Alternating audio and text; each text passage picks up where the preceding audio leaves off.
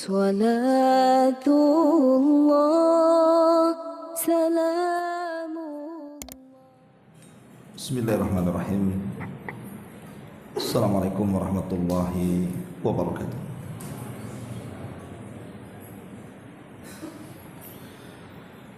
Alhamdulillah wassalatu wassalamu ala Rasulillah wa ala alihi wa sahbihi wa mawalah wa la hawla wa la quwwata illa billahi wa ba'du.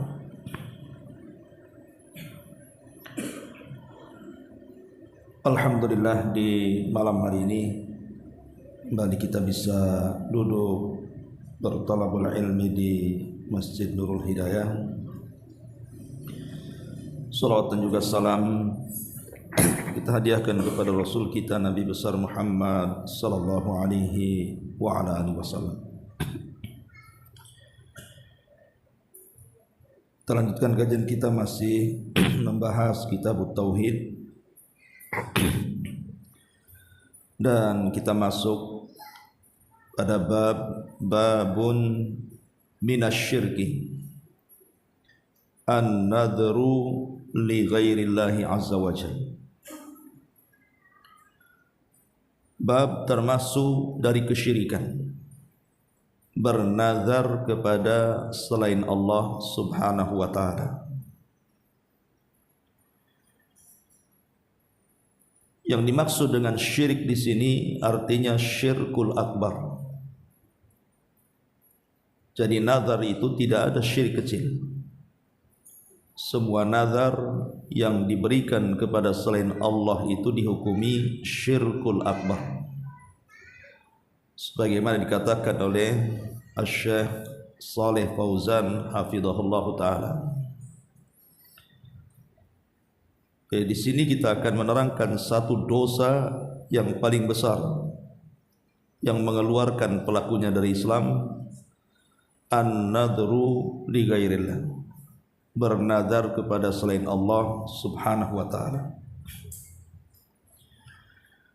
Pengarang menyebutkan 3 dalil mendasari babnya. Pertama, surah Al-Insan ayat 7.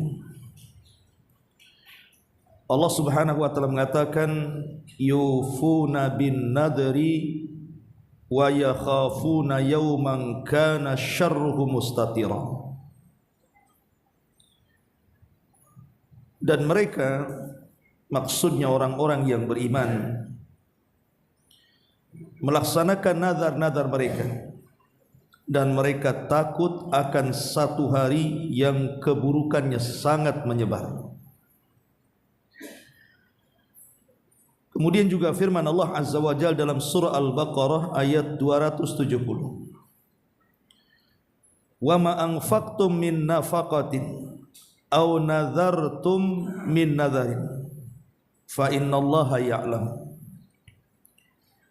Apapun yang kalian infakkan dari nafkah-nafkah kalian, atau apapun yang kalian nazarkan dari nazar-nazar kalian, maka sesungguhnya Allah mengetahui semuanya. Dan juga disebutkan dalam hadis dari Aisyah Ummul Mukminin radhiyallahu anha, anna Nabiy sallallahu alaihi wasallam qala man nadhara an yuti Allah falyuti'hu wa man nadhara an ya'si Allah fala ya'si. Barang siapa yang bernazar dalam rangka mentaati Allah, maka taatilah. Dan barang siapa yang bernazar dalam rangka bermaksiat kepada Allah, maka jangan pernah bermaksiat kepada Allah. Ma'asyiral muslimin wal muslimat rahimakumullah. 3 ayat ini sebagai dasar pengarang Syekh Muhammad ibn Abdul Wahhab ketika memberikan hukum bahwa bernazar kepada selain Allah subhanahu wa ta'ala adalah kesyirikan. Bahkan bukan hanya syirik kecil, tapi sampai ke taraf syirkul akbar, syirik besar. Dari mana pendalilannya? Pertama, surah Al-Insan ayat 7. Ketika Allah Subhanahu wa taala memuji orang-orang yang beriman yang mereka melaksanakan nazarnya, sehingga Allah katakan yufuna bin nadhri, mereka orang-orang yang beriman senantiasa melaksanakan nazar-nazar mereka. Dan tidaklah Allah Subhanahu wa taala memuji kepada orang yang melakukan sebuah amalan menunjukkan bahwa amalan yang diamalkannya itu sebuah ibadah. Dan ibadah tidak boleh diselewengkan kecuali kepada Allah. Barang siapa yang memalingkan ibadah diberikan kepada selain Allah, maka dia telah melakukan kesyirikan. Ini yang pertama. Adapun dalil yang kedua, Allah mengatakan wa ma anfaqtum min nafaqatin aw nadhartum min nadharin fa innallaha ya'lam. Dan apapun yang kalian infakkan atau yang kalian nazarkan, sesungguhnya Allah tahu. Kalimat sesungguhnya Allah tahu, maksudnya Allah tahu balasan keduanya, baik balasan orang yang infak atau balasan orang yang nazar. Ketika Allah Subhanahu wa taala mengetahui balasan yang baik bagi orang yang berinfak dan bernazar, menunjukkan bahwa infak dan nazar itu sebuah ibadah karena ada balasannya. Kalau bukan ibadah kan tidak mungkin dibalas, tidak mungkin diganjar. Ketika sebuah amalan itu ada balasannya, berarti amalan itu sebuah ibadah. Lah begitu juga nazar. Ketika nazar ini ada balasannya di hadapan Allah Subhanahu wa taala dan Allah tahu, maka nazar itu dinyatakan ibadah.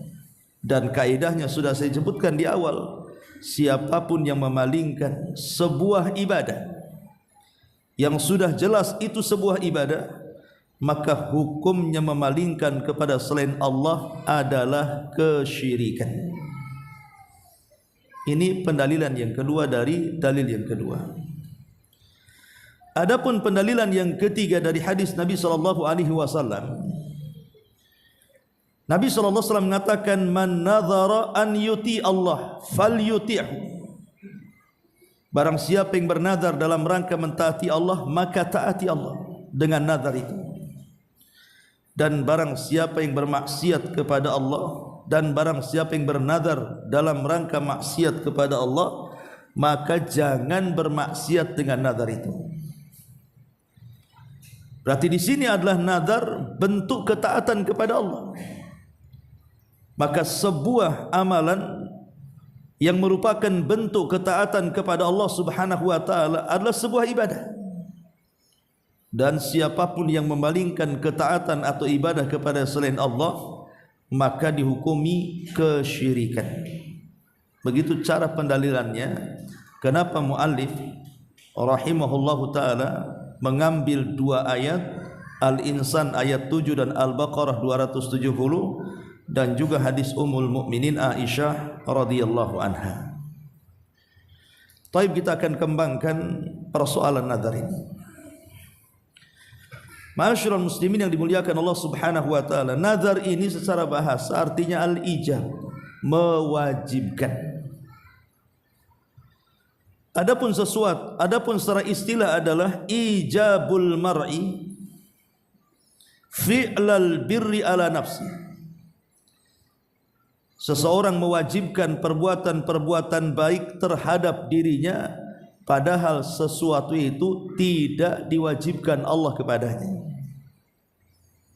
Seseorang mewajibkan melakukan sebuah perbuatan baik terhadap dirinya, padahal sesuatu itu tidak diwajibkan Allah kepadanya. Seperti orang bernazar untuk berpuasa Senin Kamis. Hukum puasa Senin Kamis itu tidak wajib, sunnah saja. Tetapi ketika dinazarkan, maka yang sunnah menjadi wajib. Itulah seseorang mewajibkan melakukan perbuatan baik terhadap dirinya, padahal sesuatu itu tidak diwajibkan kepadanya. Itulah disebut nazar artinya. Ma'asyiral muslimin yang dimuliakan Allah Subhanahu wa taala, yang menjadi masalah adalah tentang hukumnya. Hukum nazar itu apa? Ma'asyiral muslimin yang menjadi polemik para ulama tentang hukum nazar ini. Karena kita tahu bahwa sebagian para ulama berselisih pendapat tentang permulaan orang yang bernazar. Tentang permulaan orang yang bernazar. Ada yang mengatakan hukum nazar itu makruh, dan itu hampir pendapat kebanyakan ulama, mengatakan bahwa hukum nazar itu adalah makruh. Adapun sebagian ulama yang lain mengatakan tidak, bahkan bukan hanya sekedar makruh, tetapi lebih daripada makruh, haram hukumnya. Bernazar itu haram hukumnya di permulaannya. Walaupun ada ulama yang lain yang mereka tawakuf, tidak berpendapat makruh, ya tidak berpendapat haram, diam saja. Tapi kebanyakan para ulama mengatakan makruh. Kenapa dimakruhkan? Ma'asyiral muslimin yang dimuliakan Allah Subhanahu wa taala, karena ada hadis. Pertama dari Ibnu Umar radhiyallahu anhuma, Nabi sallallahu alaihi wasallam bersabda, annahu naha anin nadri. Nabi sallallahu alaihi wasallam melarang tidak boleh seseorang itu bernazar. Qala, kemudian Rasul mengatakan, innahu la ya'ti bi khairin, karena nazar itu tidak mendatangkan kebaikan sama sekali. Wa inna ma yustakhraju bihi minal bakhil, karena kebanyakan orang nazar itu bersumber dari orang-orang bakhil. Contoh umpamanya, kalau seandainya orang tuaku sembuh dari penyakit, maka aku akan bersedekah kepada anak-anak yatim. Allah takdirkan tak sembuh, sedekah enggak dia? Artinya sedekahnya itu kalau sembuh. Berarti kalau tidak sembuh tidak bersedekah kan? Lah di situ letak bakhilnya. Kemudian juga hadis yang kedua, hadis dari Abu Hurairah radhiyallahu an. Nabi sallallahu alaihi wasallam mengatakan, la tangdir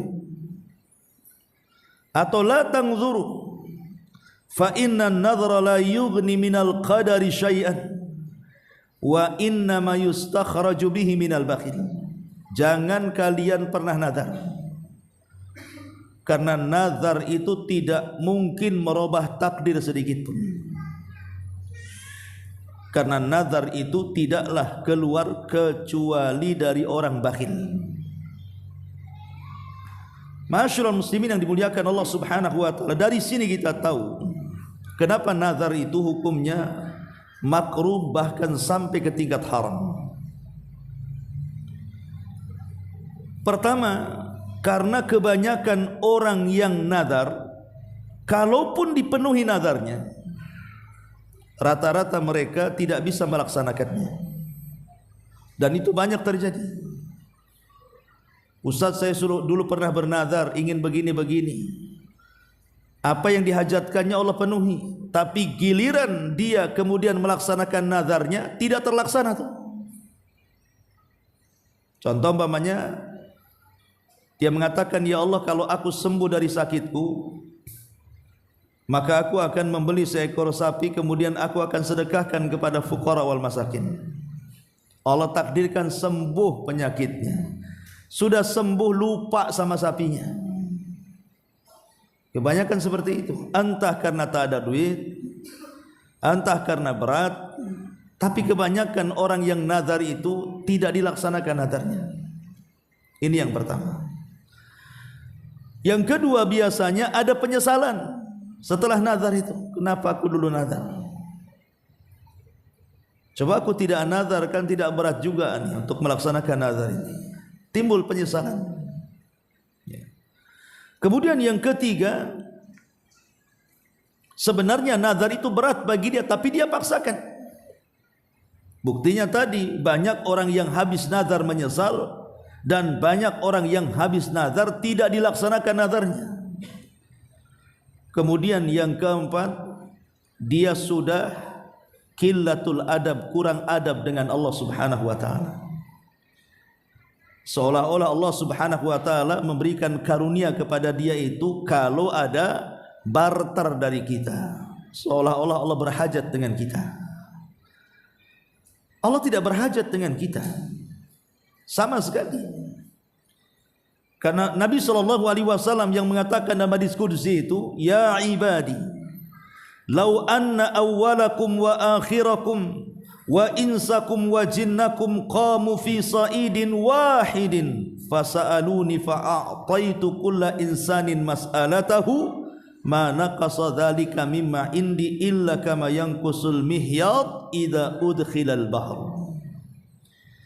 Wahai hambaku, kalau seandainya orang yang awal-awal kalian, orang yang akhir-akhir kalian, manusia dan jinnya dari kalangan kalian, mereka berdiri di satu tempat tanah lapang yang luas. Kemudian masing-masing mereka meminta pada setiap masalah yang mereka hadapi, maka Allah akan berikan setiap permintaan mereka dan tidak mengurangi apapun yang ada di sisi Allah, kecuali seperti jarum yang ditenggelamkan di lautan kemudian diangkat, maka di ujungnya ada tetesan air. Setetes itulah cukup untuk Allah membagi-bagikan semua permintaan makhluknya. Jadi bagaimana mungkin kemudian Allah Subhanahu wa taala akan berbarter dengan kita? Ini namanya suudzon, berburuk sangka, dan qillatul adab, jeleknya adab kita dengan Allah Subhanahu wa taala. Kemudian juga yang lebih daripada itu, nazar itu tidak merubah takdir. Tidak merubah takdir nazar itu. Ya Allah, kalau seandainya aku sakit kemudian sembuh, aku akan berkurban, tidak akan merubah takdir. Betapa banyak orang yang nazar tak sembuh-sembuh. Ada juga orang yang nazar sembuh, bukan karena nazarnya dia sembuh, karena takdir Allah Subhanahu wa taala. Karena nazar itu bukan sebab menjadikan takdir kita ini berubah. Tidak ada hubung kait nazar dengan urusan takdir. Jadi buat apa kalau nazar tidak merubah takdir? Lalu buat apa nazar? Tidak merubah takdir. Makanya Nabi SAW tadi mengatakan bahwa nazar itu la yughni minal qadari syai'an, tidak merubah takdir sedikit pun. Jadi tidak perlu bernazar. Ma'asyiral muslimin wal muslimat rahimani wa rahimakumullah. Tetapi yang saya uraikan dari awal ini tentang hukum nazar, ada yang mengatakan makruh, ada yang mengatakan haram dengan berbagai macam alasan tadi. Ini maksudnya adalah nazar yang sifatnya nazar iwad. Nazar iwad itu nazar yang ada barternya antara kita dengan Allah Subhanahu wa taala. Sebab nazar itu kan macam-macam. Ya, saya akan sebutkan. Yang pertama, ada yang disebut dengan nazar mubah. Nazar mubah ini seperti dia bernazar untuk melakukan hal-hal yang dimubahkan. Ya Allah, aku bernazar akan membeli pakaian warna ini, warna itu, bentuknya begini, bentuknya begitu. Selama tidak bertentangan dengan syariah, mubah-mubah saja. Lah nazar mubah ini kalau dilaksanakan ya tidak ada masalah, tidak dilaksanakan pun tidak ada masalah, tapi dia harus bayar kafarah. Namanya kafarah sumpah. Apa kafarah sumpah? Dia harus melaksanakan puasa 3 hari atau memberi makan atau pakaian kepada 10 orang fakir miskin. Itu disebut kafarah sumpah. Nanti saya sebutkan ayatnya. Kemudian yang kedua ada namanya nazar mutlak. Nazar mutlak itu tidak disebutkan objeknya. Dia yang mengatakan lillahi alayya nadhrun, saya akan bernazar ya Allah. Tapi tidak disebutkan objeknya, nazar apa? Cuman ngomong begitu saja. Maka kalau sifatnya nazar mutlak ini, karena dia tidak tahu objeknya apa, maka dia harus bayar kafarah. Kafarah sumpah. Kemudian yang ketiga nazar al-lijaj, atau disebut dengan nazar al-ghadab. Nazar dipicu karena kemarahan. Dipicu karena kemarahan itu disebut nazar lijaj namanya. Jadi nazarnya itu karena marah. Awas saja kalau dia enggak datang, saya bernazar kepada Allah, saya akan begini dan begitu. Jadi bisa saja nazar marah ini karena membenarkan sesuatu, atau karena mendustakan sesuatu, atau karena hal lain. Maka ini pun nazar yang dipicu karena sebuah kemarahan, maka mukhayyar, dipilih, artinya bisa dilaksanakan kalau tidak bertentangan, dan bisa juga tidak dilaksanakan, yang jelas dia bayar kafarah. Kemudian yang keempat ada namanya nazar makruh. Ya, nazar makruh itu dia bernazar dalam hal yang hukumnya makruh, seperti bernazar menceraikan istrinya, hukum cerai kan makruh. Bernazar akan makan minum dengan tangan kiri, itu kan makruh. Jadi perbuatan-perbuatan makruh dijadikan oleh dia nazar, nah, disebut nazar makruh. Maka nazar makruh ini tidak ada pilihan, dia pilihannya satu, tidak boleh dilaksanakan, dan dia harus membayar kafarah. Kemudian yang nomor 5 nazar haram. Nazar yang berkenaan dengan perkara-perkara yang diharamkan. Bernazar mencuri, bernazar berzina, bernazar untuk minum khamar, bernazar untuk berjudi, dan begitu seterusnya. Maka ini tidak boleh dilaksanakan dan dia harus bayar kafarah. Nah, jadi nazar, 5 jenis nazar ini, yang 3 pilihan, bisa dilaksanakan bisa tidak, yang 2 tidak ada pilihan, tidak boleh dilaksanakan. Tetapi ada nazar yang wajib dilaksanakan, dan itu 2 macam. Pertama, an-nadharu fit ta'ah, nazar dalam ketaatan. Pamannya kita bernazar akan berpuasa Daud, akan berpuasa Ayyamul Bid. Saya bernazar untuk solat, saya bernazar untuk sedekah, untuk perkara-perkara kebaikan, wakaf dan yang semacamnya. Maka nazar dalam ketaatan wajib dilaksanakan. Kemudian yang terakhir itulah nazar iwad yang tadi saya sebutkan. Nazar iwad ini nazar dalam bentuk barter. Kalau saya sembuh, kalau saya sukses, kalau saya bisa mendapatkan ini, maka saya akan bernazar ini dan itu. Inilah yang tadi saya sebutkan hukumnya. Ada yang mengatakan haram, ada yang mengatakan makruh, ada yang tawakuf. Tapi kalau sudah terjadi, wajib dilaksanakan nazarnya. Kalau sudah terjadi, pamannya betul-betul sembuh penyakitnya, kan sudah terjadi tuh, laksanakan nazar. Pamannya bernazar kalau anaknya lulus, betul-betul lulus, laksanakan nazar. Artinya nazar iwad ini memang hukum awalnya bisa makruh atau haram, tapi hukum akhirnya jadi wajib. Karena baik nazar iwad ataupun nazar taat itu sama-sama ibadah masalahnya. Sama-sama meyakini tentang bahwa Allah Subhanahu wa taala itulah yang berikan karunia kepada dia, makanya wajib untuk dilaksanakan.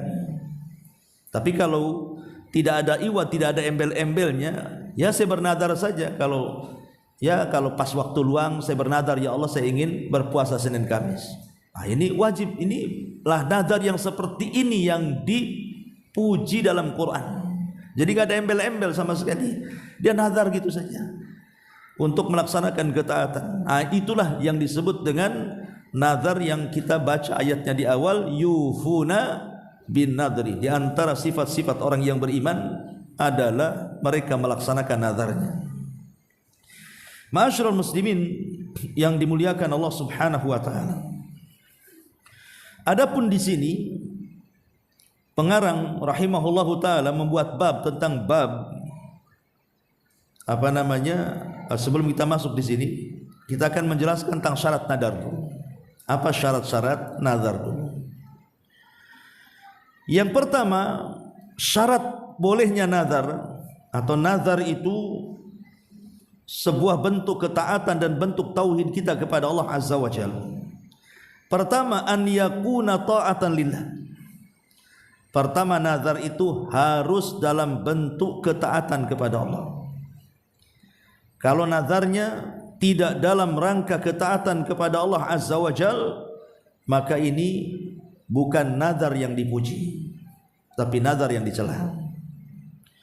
Yang kedua, wa an yakuna mimma yutiquhul abdu. Nazar ini harus dilakukan pada perkara-perkara yang seorang hamba sanggup melakukannya. Kalau seandainya tidak sanggup melakukannya, maka bisa saja nazarnya tercela. Nazar untuk bisa terbang, mana bisa? Manusia nggak bisa terbang selamanya. Jadi nazar itu pada sesuatu yang kita sanggup melaksanakannya. Kita orang susah bernazar, kalau saya sembuh, saya akan infak uang 1 triliun. Dari mana uang 1 triliun itu? Dia aja tidak punya duit. Ya. Jadi nazar itu sesuai dengan kesanggupan dia. Kemudian yang ketiga, an yakuna fima yamlik. Haruslah nazar itu pada sesuatu yang merupakan milik dia, bukan milik orang lain. Ya Allah, saya kalau sembuh saya akan sedekahkan untuk kambing tetangga. Enggak boleh. Kambing tetangga disedekahkan pula. Itu kan bukan milik dia. Ya. Kemudian yang keempat, ma alla yakuna fi maudi'in kana alla yakuna fi maudi'in kana yu'badu fihi ghairullah au dzari'ah ila ibadati ghairillahi azza wa jalla. Dan tidak boleh bernazar di tempat-tempat yang didirikan padanya sesembahan yang disembah kepada selain Allah atau acara-acara yang mengantarkan kepada kesyirikan kepada Allah. Seperti bab sebelumnya, ketika ada seseorang yang datang kepada Nabi SAW, Rasul, saya sudah bernazar ingin menyembelih seekor unta di satu tempat namanya Buana. Maka Rasul bertanya 2 hal. Apakah di Buana itu ada berhala yang disembah selain daripada Allah? Dia mengatakan tidak ada. Apakah di Buana itu ada acara-acara kesyirikan yang dilakukan di tempat itu? Dia mengatakan tidak ada. Maka Rasul mengatakan ufi binadri, kalau gitu laksanakan nazarmu. Maka nazar tidak boleh di tempat yang ada berhala atau acara-acara yang merupakan ritual kesyirikan. Ini yang keempat. Dan yang kelima, wa in kana mu'allaqan bi husuli syai' fala ya'taqid an-nadhir ta'thiran nadri fi husulihi. Kalau seandainya ketika seseorang itu bernazar yang sifatnya mu'allaq tadi, iwad gitu ya. Kalau saya sembuh, saya akan begini dan begitu. Kemudian betul-betul sembuh. Kan wajib dia melaksanakan nazarnya. Kalau memang betul-betul Allah berikan kesembuhan sebagaimana yang dinazarkannya, maka seorang yang bernazar tidak boleh meyakini bahwa sembuhnya itu disebabkan nazarnya. Tidak boleh. Tidak boleh meyakini orang yang bernazar kesembuhannya itu dikarenakan sebab nazarnya. Karena nazar itu tidak mendatangkan manfaat dan juga tidak bisa mencegah madarat. Nazar itu bukan sebab datangnya manfaat, bukan juga sebab tercegahnya madarat. Nazar itu ibadah. Inilah yang disebutkan para ulama yang merupakan syarat orang itu bernazar dan nazarnya bernilai pahala. Ya, 5 syarat yang disebutkan para ulama. Pertama, harus dalam rangka ketaatan. Yang kedua, harus sesuai dengan kemampuan. Yang ketiga, harus yang dimiliki oleh dia. Yang keempat, tidak boleh di tempat yang di situ ada sesembahan atau acara kesyirikan. Dan yang terakhir, tidak boleh diyakini bahwa nazar itu sebab mendatangkan kebaikan atau mencegah keburukan. Ini disebut dengan syarat nazar. Ma'asyiral muslimin yang dimuliakan Allah Subhanahu wa taala, adapun seseorang melaksanakan nazar bagi orang yang sudah meninggal dunia, maka ada hadis dari Abdullah ibn Abbas radhiyallahu anhuma. Jadi Sa'ad ibn Ubadah, salah satu tokoh dari tokoh-tokoh Ansor atau pemimpin Khazraj, Sa'ad bin Ubadah ini, dia berkata kepada Nabi sallallahu alaihi wasallam, meminta fatwa kepada Nabi sallallahu alaihi wasallam dan mengatakan, wahai Rasul, inna ummi matat wa alaiha nadhar. Rasul, ibuku sebelum meninggal itu dia bernazar. Faqala iqdihi anha. Maka Rasul mengatakan kepada Sa'ad, kalau begitu laksanakan nazar ummimu. Artinya seorang anak, dia berkewajiban untuk melaksanakan nazar orang tuanya yang sudah meninggal. Kalau sewaktu dia hidup dia pernah bernazar dan tidak sempat melaksanakan nazarnya, maka sebagai ahli warisnya harus melaksanakan nazar orang tuanya. Jadi kalau umpamanya kita punya orang tua nih, sebelum meninggal dia bernazar. Umpamanya nazarnya itu ingin menginfakkan sebagian hartanya untuk fuqara wal masakin, untuk anak-anak yatim, untuk pembangunan masjid yang dan semacamnya. Belum lagi dilaksanakan nazarnya, meninggal dia. Maka ahli warisnya harus melaksanakan nazar kedua orang tuanya. Atau dia bernazar ingin puasa. Umpamanya dia bernazar, nazar iwad lah di masyarakat lah, kan umumnya begitu. Kalau dia sembuh dari penyakitnya, maka dia akan puasa Senin Kamis selama sebulan. Akhirnya sembuh penyakitnya. Sebelum dia berpuasa, Allah takdirkan kecelakaan, mati dia, nggak sempat melaksanakan nazarnya. Maka ahli warisnya harus mempuasakan nazar kedua orang tuanya. Man mata wa alaihi siyam sama anhu waliyuhu, kata Rasul. Barang siapa yang berpuasa dan barang siapa yang meninggal dan dia punya hutang puasa, maka walinya yang mempuasakannya. Sebagian ulama mengatakan dibawa kepada puasa nazar. Ya. Ma'asyiral muslimin yang dimuliakan Allah Azza wa Jalla. Adapun kafarah nazar, tadi saya sudah jelaskan.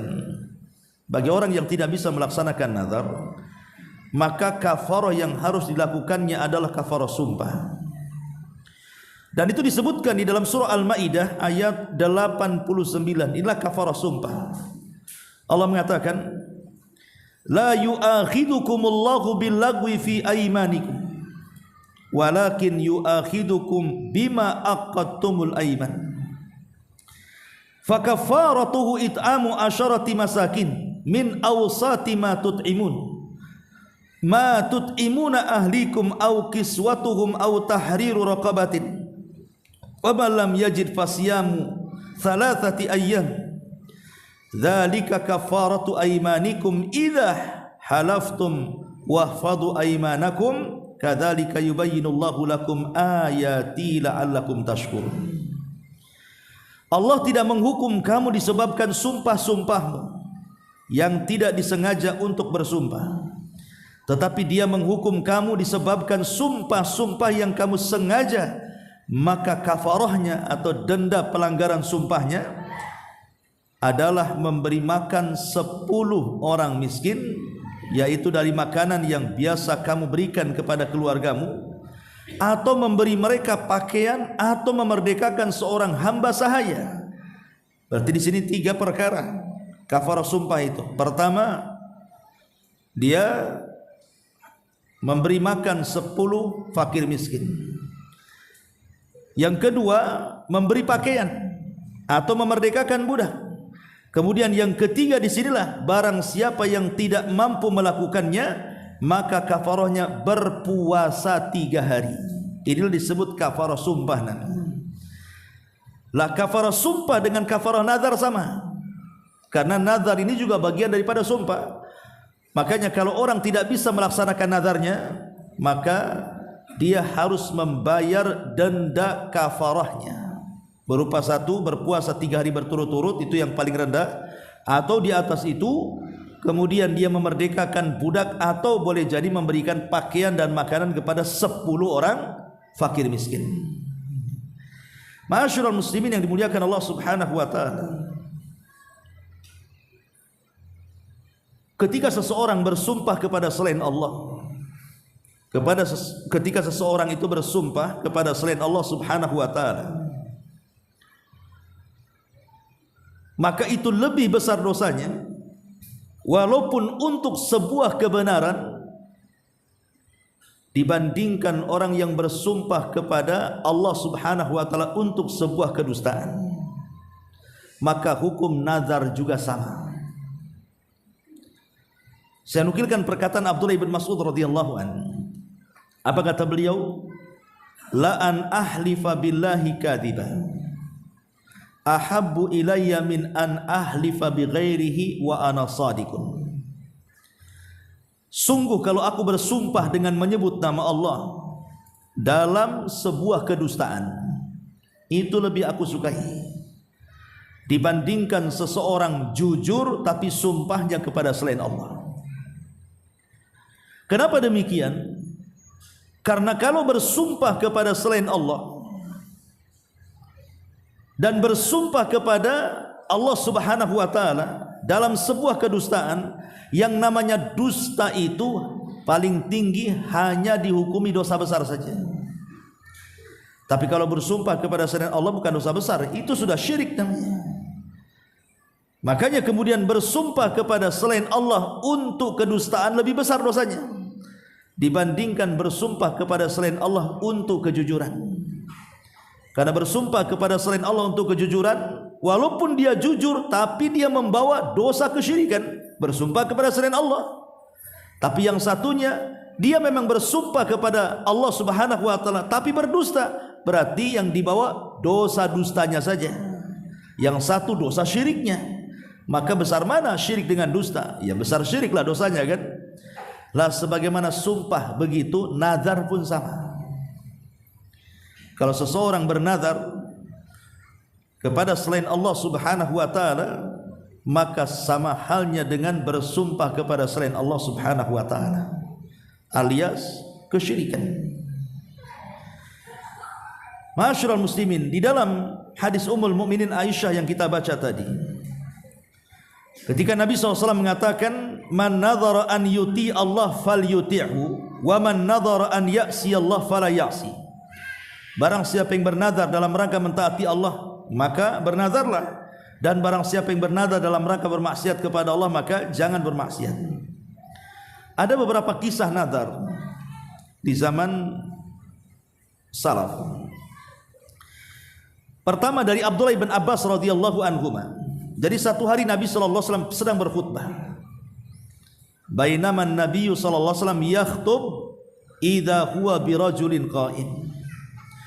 Jadi saat Rasul berkhutbah, Rasul dari mimbar itu memandang di luar sana ada orang yang berdiri. Berdiri di tengah-tengah matahari yang sangat menyengat di atas kepalanya. Fasa'ala anhu. Maka Rasul bertanya soal orang yang berdiri di tengah lapang itu. Faqalu, maka orang-orang mengatakan Abu Israil. Rasul itu namanya Abu Israil, kunyah daripada orang itu. Ada yang mengatakan namanya Yasir, kunyahnya Abu Israil. Dia adalah bernazar, ya Rasulullah, an yakuma fi syamsi wala yaqud wala yastadil wala yatakallam wa yasum. Kata orang ini mengatakan, ya Rasul, dia habis nazar itu. Pertama nazar dia ingin berdiri di atas matahari, jadi sejajar kepalanya dengan matahari. Dan dia bernazar tidak akan duduk dan ingin berdiri. Dan dia bernazar tidak akan ada naungan di atas kepalanya. Maknanya dia dengan matahari tidak ada penghalang. dan dia bernazar untuk tidak bicara, dan dia bernazar untuk berpuasa. Maka Nabi SAW mengatakan, muruhu falyatakallam wal yastadhil wal yaqud wal yutimma saumahu. Kalau gitu perintahkan dia bicara, kemudian cari naungan, kemudian duduk, tapi sempurnakan puasanya. Lihat bagaimana Nabi memisah di sini. Ya. Adapun nazarnya tidak mau bicara, akan berdiri, tidak akan duduk, kemudian juga tidak akan ada naungan di atas kepala, mau langsung dengan matahari, dibatalkan semua oleh Nabi. Tetapi nazar puasa dia, kata Rasul, wal yutim saumahu, untuk nazar puasanya lanjutkan. Tapi yang nazar tidak bicara, tidak duduk, maka batalkan semuanya. Maka dari sini kita tahu bahwa kalau nazarnya dalam rangka mentaati Allah, laksanakan. Makanya Rasul ketika nazar puasa, adapun puasanya sempurnakan. Tapi kalau nazarnya dalam rangka bermaksiat kepada Allah, jangan dilaksanakan. Makanya kata Rasul, perintahkan dia untuk duduk, untuk bicara dan bernaung kepalanya. Ma'asyiral muslimin yang dimuliakan Allah Azza wa Jalla, ini kisah yang pertama. Kemudian kisah yang kedua, Ibnu Umar radhiyallahu anhuma dia mengatakan, Abdullah ibn Umar radhiyallahu anhu, bukan Ibnu Umar, Uqbah ibn Amir radhiyallahu an dia mengatakan, Uqbah ibnu Amir radhiyallahu an dia mengatakan, nadharat ukhti an tamshiya ila baitillahi hafiyatan. Saudariku kata Uqbah bin Amir, bernazar dia akan jalan kaki dari rumah menuju Baitullah, menuju Ka'bah dalam kondisi nyeker, tidak akan pakai sandal. Jadi saudarinya bernazar akan datang ke Baitullah berjalan kaki tanpa alas kaki, tanpa sandal. Kemudian fa'amaratni an astaftiyalaha Rasulullah. Maka saudariku memerintahkan aku, kata Uqbah bin Amir, untuk meminta fatwa. Semana nazarnya ini, apakah harus dilaksanakan atau tidak? Maka setelah meminta fatwa kepada Nabi SAW, Rasul mengatakan litamshi walitarkab. Maka dia harus melaksanakan nazarnya dengan cara apa? Boleh dengan berjalan kaki sebagaimana nazarnya, atau berkendaraan. Diberikan keringanan di sini. Kenapa? Karena nazarnya bagus ke Baitullah kan, berkunjung ke Baitullah. Cuman kan masalahnya, kalau jalan kaki ini bisa memadaratkan, makanya Rasul mengatakan boleh jalan kaki atau berkendaraan. Dalam riwayat yang lain, atau yukafir, ataupun memberikan kafarah dengan kafaratul yamin. Jadi diberikan pilihan, ya, bisa dilaksanakan jalan kaki atau boleh, yang penting sampai ke sana dengan berkendaraan, ataupun tidak jadi nggak apa-apa, tetapi bayarlah kafarah nazar dalam bentuk kafarah sumpah. Ma'asyiral muslimin yang dimuliakan Allah Azza wa Jalla, para ulama membolehkan seseorang itu mengganti nazar selama yang digantinya itu lebih baik dibandingkan nazarnya. Ulama membolehkan mengganti nazar itu dengan yang lebih baik. Contoh umpamanya, seseorang bernazar ingin iktikaf di mana? Di Palestina, di Baitul Maqdis. Tapi kan kondisinya perang, nggak bisa ke sana. Akhirnya kita ganti, yang harusnya iktikaf di Baitul Maqdis, kita ganti iktikaf di Baitullah Al-Haram, di Mekah. Otomatis secara pahala lebih banyak mana? Ya lebih banyak iktikaf di haram lah, karena besaran pahalanya 100.000 kan. Kalau orang sholat di Masjidil Haram 100.000 pahalanya. Kalau di Masjidil Aqsa itu ada yang mengatakan 500 dan mengatakan 250. Berarti kalau mengganti tempat nazar dan tempatnya jauh lebih baik dibandingkan yang dinazarkannya, maka boleh. Karena itu pernah terjadi di zaman Nabi. Seseorang bernazar ingin i'tikaf di Baitul Maqdis, kemudian Rasul mengatakan, tidak perlu kau pergi ke sana, i'tikaflah kau di sini. Maksudnya di haram. Ya, ini menunjukkan bahwa mengganti nazar kepada yang lebih baik itu dibolehkan. tapi tidak boleh mengganti nazar ke yang di bawahnya. Enggak boleh. Ya. Umpamanya antum bernazar di i'tikaf di Masjidil Haram. Akhirnya malas lah, i'tikaf di Nur Hidayah aja lah. Di sini enggak ada keutamaan. Utamanya satu solat ya satu pahala, di sana 100.000 Anda bisa. Ya karena lebih rendah pahalanya kan. Nah, kecuali lebih tinggi. Nah, itu dibolehkan. Ya. Ma'asyiral muslimin yang dimuliakan Allah Subhanahu wa taala. Kemudian juga disebutkan di dalam Sahihaini dari Ziyad ibn Zubair, dia mengatakan, Ja'a rajulun ila Ibni Umar. Seorang laki-laki datang kepada Ibnu Umar radhiyallahu anhu, maqala dia mengatakan, Inni nadartu an asuma yauman. Wahai Ibnu Umar, saya sudah bernazar ingin berpuasa satu hari. Fawafaqa yauma adha au fitri. Tiba-tiba hari yang dimaksud itu bertabrakan dengan Idul Adha dan Idul Fitri. Faqala Ibnu Umar, maka Ibnu Umar radhiyallahu anhu mengatakan, amarallahu ta'ala biwafa'in nadri wa naha Rasulullah sallallahu alaihi wasallam an saumi hadzal yaum. Bagimu Allah perintahkan untuk melaksanakan nazarmu, tapi di satu sisi Nabi melarang tidak boleh puasa di hari Id. Carilah hari yang lain. Ya, tetap dilaksanakan nazarnya, tapi cari hari yang lain. Kenapa? Di satu sisi Allah perintahkan, di sisi lain ada larangan, tidak boleh puasa di hari raya, kan begitu. Ya. Maka intinya bahwa bernazar kepada selain Allah seperti yang dilakukan di masyarakat, bernazar di kuburan-kuburan yang dianggap para wali, ya, untuk berziarah, untuk beribadah, beriktikaf di kuburan-kuburan keramat yang diwalikan, maka itu sebuah kesyirikan, bahkan sampai kepada syirkul akbar. Wallahu alam. Sudah isa. Subhanallah bihamdika asyhadu an la ilaha illa anta astaghfiruka wa atubu ilaik.